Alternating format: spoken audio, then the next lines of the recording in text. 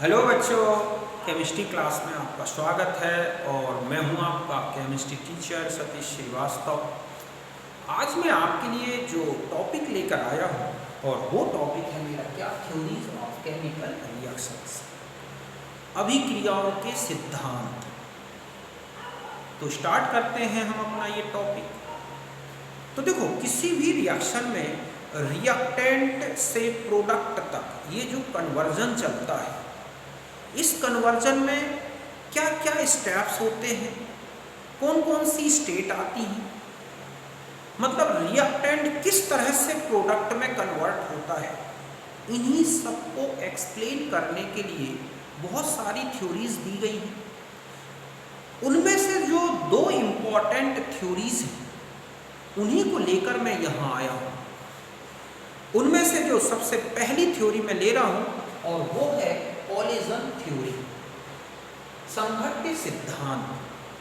तो देखो, इस थ्योरी को सबसे पहले प्रपोज किया था मैक्स ट्राउट तथा विलियम लुईस ने, और ये काइनेटिक गैस थ्योरी पर बेस्ड है।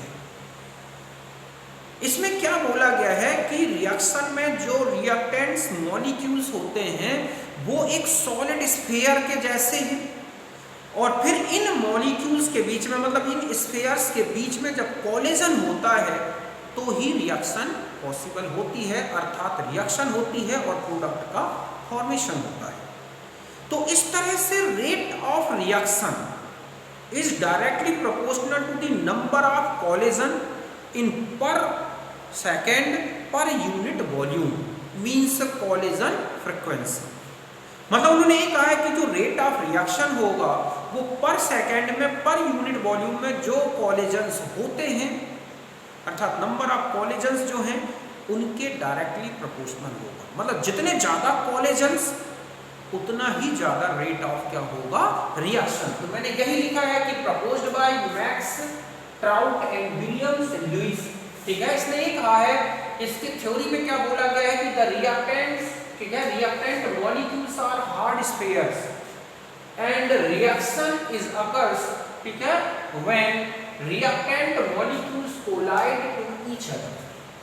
मतलब रिएक्शन में जो रिएक्टेंट मॉलिक्यूल्स है वो एक हार्ड स्फीयर्स है, ठीक है, और इनके बीच में तभी रिएक्शन होती है जब ये मॉलिक्यूल एक दूसरे से कोलाइड करते हैं। तो इसने कहा है कि the rate of reaction is directly proportional to the number of collision per second per unit volume called collision frequency।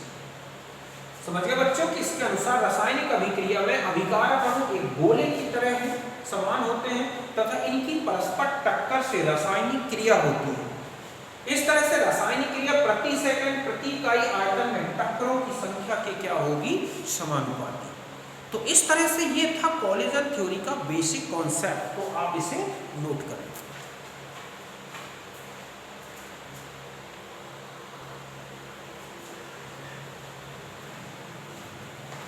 अब देखो, हम इस थ्योरी के लिए एक इक्वेशन लेते हैं, डेरिवेशन उसका देखते हैं। तो मान लिया जाए कि एक रिएक्शन है, A प्लस B मिलके AB बन रहा है, मतलब इनके कोलिजन से प्रोडक्ट बन रहा है, ठीक है। तो रेट ऑफ रिएक्शन अगर हम इस रिएक्शन का लिखें, मतलब प्रोडक्ट के रिस्पेक्ट में, तो हम लिख सकते हैं dx/dt directly proportional to the ZAB, मतलब इस टक्कर के जो कोलिजन फ्रीक्वेंसी उसके डायरेक्टली प्रोपोर्शनल है। और हटा दें तो इस तरह से एक कांस्टेंट आ गया, ये है F। मतलब यहाँ पर F क्या है, फ्रैक्शन ऑफ मॉलिक्यूल्स हुज, ठीक है, कोलिजन्स आर इफेक्टिव। मतलब ये वो फ्रैक्शन है रिएक्टेंट मॉलिक्यूल में से कुछ मॉलिक्यूल के नंबर ऑफ मॉलिक्यूल्स जिनमें बीच में जो कोलिजन होता है और जिससे प्रोडक्ट का फॉर्मेशन होता है।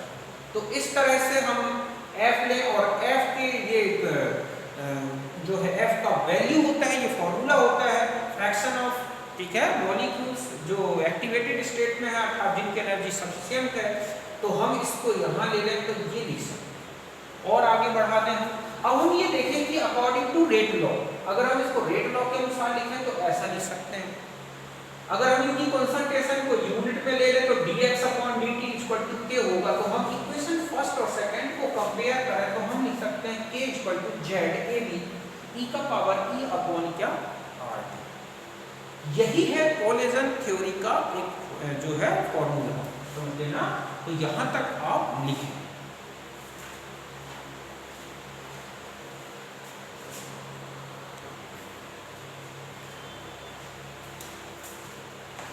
अब देखो, जो कोलेजन थ्योरी दी गई और उसमें जो जेड आता है, उस जेड की वैल्यू एक नॉर्मल टेम्परेचर और प्रेशर में, जो कोलेजन फ्रीक्वेंसी है मतलब जेड, उसकी जो वैल्यू नॉर्मल टेम्परेचर और प्रेशर में है, वो ये कह रहा है कि एक गैसियस रिएक्शन के लिए क्या होगी 10⁻25 से 28 तक। मतलब जो गैसियस रिएक्शंस होती हैं, इनमें इतने ज़्यादा कोलिजन होते हैं कि इतने ज़्यादा जब कोलिजन होंगे तो इसका मतलब है कि के बहुत ज़्यादा होगा, मतलब बहुत ज़्यादा इफेक्टिव, मतलब बहुत ज़्यादा कोलिजन हुए तो रेट ऑफ रिएक्शन बहुत ज़्यादा होगा, अर्थात रिएक्शन एक एक्सप्लोसिव हो जाएगी, कुछ ही सेकंड या उसके भी फ्रैक्शन में क्या होगी, कंप्लीट हो जाएगी। लेकिन एक्चुअल प्रैक्टिस में ऐसा नहीं होता। मतलब है रेट कांस्टेंट की वैल्यू जो है इतनी ज़्यादा नहीं आती कि एक्सप्लोसिव रिएक्शंस कही जा सके। मतलब ज़्यादातर 99% रिएक्शंस के लिए ये मेजरेबल होती है। तो इसका मतलब ये हुआ कि ये जो इक्वेशन है, इस इक्वेशन में कुछ ना कुछ तो लिमिटेशन है। मतलब जेड की वैल्यू में कहें या एफ की वैल्यू में कहें, कहीं ना कुछ लिमिटेशन है, जिसके कारण रिजल्ट जो आने चाहिए थे उससे कुछ हटके आते हैं। तो इसके लिए, इस करेक्शन के लिए, मतलब इस जो लिमिटेशन है ये, इसके एक्सप्लेन करने के लिए दो फैक्टर्स लिए गए। एक फैक्टर है एनर्जी फैक्टर, ऊर्जा कारक। तो देखो इसमें ये बोला गया है कि जो कोलिजन हो रहे हैं रिएक्शन में, वो सभी कोलिजन इफेक्टिव नहीं होते। इफेक्टिव कोलिजन का मतलब है कि जिसमें टकराने के बाद, कोलिजन के बाद प्रोडक्ट का फॉर्मेशन हो जाए। तो सारे टक्कर जो है कोलिजन है, उन सब में प्रोडक्ट का फॉर्मेशन नहीं होता। केवल वही कोलिजन में जो है प्रोडक्ट का फॉर्मेशन होगा, अर्थात वही कोलिजन इफेक्टिव होगा जिसमें जो रिएक्टेंट मॉलिक्यूल्स हैं उनमें एक सफिशिएंट एनर्जी हो। मतलब उनकी जो टोटल एनर्जी है वो थ्रेशोल्ड एनर्जी के बराबर हो, या वो अपनी ग्राउंड स्टेट में इतनी एब्जॉर्ब कर ली हो उन्होंने एनर्जी कि वो एनर्जी जो एब्जॉर्ब की है वो किसके बराबर हो गई हो, एक्टिवेशन एनर्जी की। तो इसका मतलब है कि हम इस फ्रैक्शन में यहाँ पर e का पावर, ठीक है, -e/RT में हम ऐसा लिखेंगे, जहाँ ये इफेक्टिव कोलिजन के लिए है और जहाँ ये क्या है, एक्टिवेशन एनर्जी। तो अब जो हमारा फॉर्मूला बना वो हो गया Z × e का पावर -e/RT। तो इस तरह से मैंने यही लिखा है कि for collision to be effective the colliding molecule must have the energy more than particular value which called, ठीक है, थ्रेशोल्ड एनर्जी, और extra energy absorb by the normal state, ठीक है, in normal state which called, ठीक है, activation energy. समझ गए बच्चों कि प्रभावी संघट्य के लिए अणुओं में पर्याप्त ऊर्जा होनी चाहिए, ठीक है, होनी चाहिए, अर्थात ये इतनी ऊर्जा अवशोषित करने की, इनकी अवशोषित ऊर्जा ये के बराबर, मतलब उनको इफेक्ट जो एक्टिवेट होने के लिए जितनी एनर्जी चाहिए उतनी एनर्जी अगर मिल गई है, उतनी एनर्जी इनको मिल जाएगी, तो ही इनके टक्कर क्या होंगे, इफेक्टिव। तो आप समझ गए होंगे कि जो हमारा नॉर्मल जो कोलिजन थ्योरी का जो फॉर्मूला है उसके अनुसार जो रिजल्ट आने चाहिए वो ऐसे नहीं आते। उसके लिए इन्होंने बताया कि दो फैक्टर जो हैं इम्पॉर्टेंट है समझना, और वो है, एक फैक्टर है उसमें क्या, एनर्जी फैक्टर, ठीक है, जिसमें ये बोला गया कि मॉलिक्यूल्स के बीच में एक सफिशिएंट एनर्जी होनी चाहिए, तभी वो मॉलिक्यूल इफेक्टिव कोलिजन करेंगे और किसमें कन्वर्ट होंगे, प्रोडक्ट में। तो वो एनर्जी जो उनको चाहिए इफेक्टिव कोलिजन के लिए वो है कौन सी एनर्जी, एक्टिवेशन एनर्जी। तो इस फॉर्मूले में एक करेक्शन तो ये हुआ, तो पहले आप इसे नोट करें।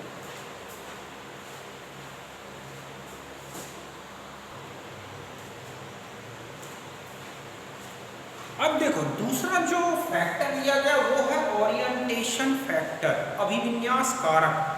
तो देखो मॉलिक्यूल में सफिशिएंट एनर्जी हो, समझ गए ना, और उनमें कोलिजन भी होता है तो भी जो ऑब्जर्व्ड रेट है वो एक्सपेक्टेड रेट से कम आता है कई बार।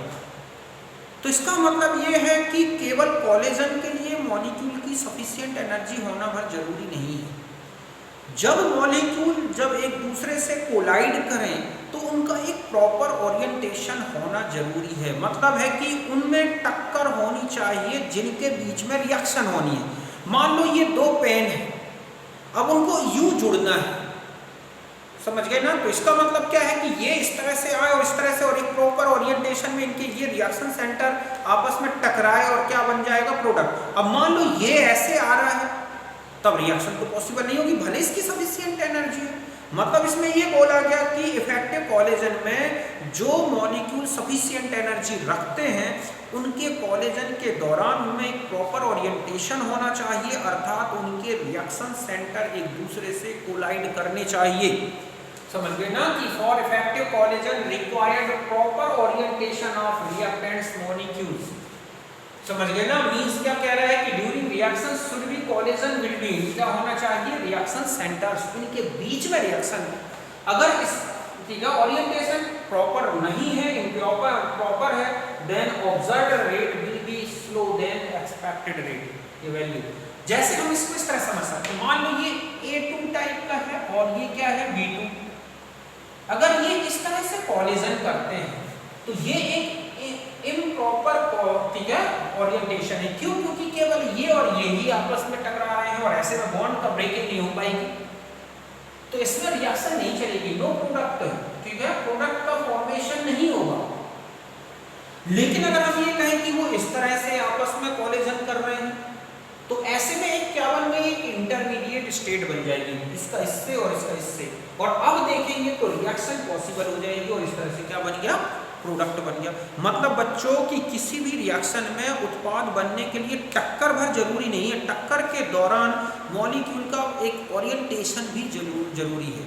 मतलब उनके वो सेंटर टकराने चाहिए जिनके बीच में रिएक्शन होनी है। अगर ऐसा नहीं है तो वो एक्टिवेटेड होने के बाद, मतलब सफिशिएंट एनर्जी होने के बाद भी रिएक्शन नहीं होगी।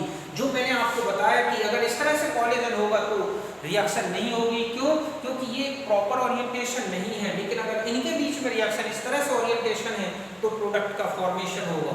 समझ गए ना? तो यही मैंने लिखा है कि एक प्रॉपर ओरिएंटेशन जरूरी है किसके लिए, कोलिजन मतलब रिएक्शन होने के लिए, प्रोडक्ट के फॉर्मेशन के लिए। तो आप इसे नोट करें, ठीक है। देखो मैं एक एग्जांपल इस तरह से बताता हूं। जैसे मान लो ये है NO2 और प्लस NO2 और बनता क्या है N2O4, ये प्रोडक्ट है। अगर मान लिया जाए कि हम ये कहें कि ये है NO2 और ये है NO2, अब इनके बीच में कोलिजन होगा तो नो रिएक्शन, ठीक है, इनके बीच में। लेकिन अगर ऐसा हो जाए कि ON ये है और प्लस NO2, अब इनके बीच में कोलिजन होगा तो तुरंत क्या हो जाएगा, हम इस तरह से लिख सकते हैं कि NNO2 और यहाँ पर क्या हो गया, इस तरह से ये बन जाएगा प्रोडक्ट। तो ये एक क्या है, प्रॉपर, ठीक है, ओरिएंटेशन की वाली कंडीशन। तो इस तरह से आप देख रहे हैं कि O से N कोलिजन करे, भले ही एक्टिवेटेड स्टेट में है तो भी रिएक्शन नहीं हो रही है। ये इस तरह की पॉसिबिलिटी तभी होगी जब इनके ओरिएंटेशन इस तरह से हो कि इनकी जो रिएक्शन सेंटर है, मतलब उनके जो क्रियाकारी केंद्र हैं, उनके बीच में टक्कर होना जरूरी है, तभी रिएक्शन चलेगी। तो ये आप समझ गए होंगे। तो दो फैक्टर बता दिए, एक्टिवेटेड होना जरूरी है, उनमें सफिशिएंट एनर्जी होना जरूरी है, और दूसरा है कि इफेक्टिव कोलिजन होने के लिए मॉलिक्यूल्स का प्रॉपर ओरिएंटेशन होना जरूरी है, मतलब उनके रिएक्शन सेंटर में टक्कर होना जरूरी है। तो आप इसे नोट करें।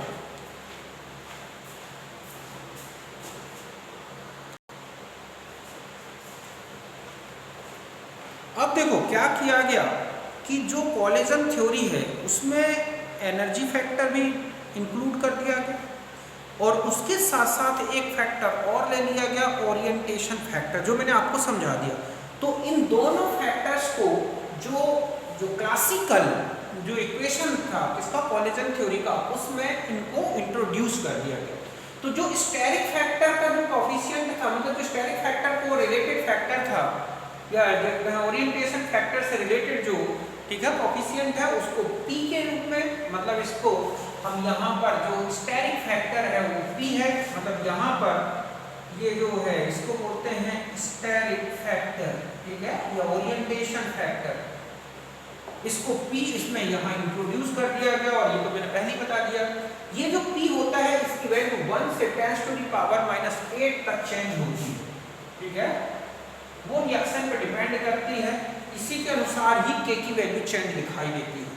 अब और बता दूं कि Z यहाँ पर कोलेजन फ्रीक्वेंसी है, अगर रिएक्टेंट AA टाइप का है, मतलब A2 B2 टाइप का, मतलब एक ही प्रकार के रिएक्टेंट्स मॉलिक्यूल के बीच में कोलेजन हो रहा है, तो कोलेजन फ्रीक्वेंसी का ये फॉर्मूला है, जहां इसको बोलते हैं कोलेजन डायमीटर, और ये मॉलिक्यूलर मास हो गया, बाकी पाई RT को जानते हैं आप, ठीक है, ये फॉर्मूला लगता है। और अगर मान लिया जाए कि AB टाइप का मॉलिक्यूल है, समझ गए ना, मतलब मॉलिक्यूल A2 और B2 टाइप के मॉलिक्यूल्स हैं, डिफरेंट टाइप्स ऑफ मॉलिक्यूल्स हैं, उनके बीच में कोलेजन होता है, तो कोलेजन फ्रीक्वेंसी निकालने का ये फॉर्मूला है, यहाँ पर रिड्यूस मास लिया गया है, ठीक है। तो इसके बेस पर जो रेट लॉ इक्वेशन बन, मतलब सॉरी, इसके बेस पर जो कोलेजन थ्योरी का इक्वेशन बना है वो ये है, समझ गए ना। तो इसमें यहाँ पर ध्यान रखें कि ये तो हो गया और यहाँ पावर बनूंगा, समझ गए ना, जैसे यहाँ पर ये है ऐसे। तो इस तरह से ये इक्वेशन हो गया इसके बेस पर, और इसके बेस पर बना ये इक्वेशन। तो ये जो इक्वेशन है ये किसके लिए दिए गए हैं, आपके कोलेजन थ्योरी। तो ये दोनों मॉडिफाइड इक्वेशन, मतलब ये वाला जो है एक मॉडिफाइड इक्वेशन है कोलेजन थ्योरी का, तो आप इसे नोट करें, ओके।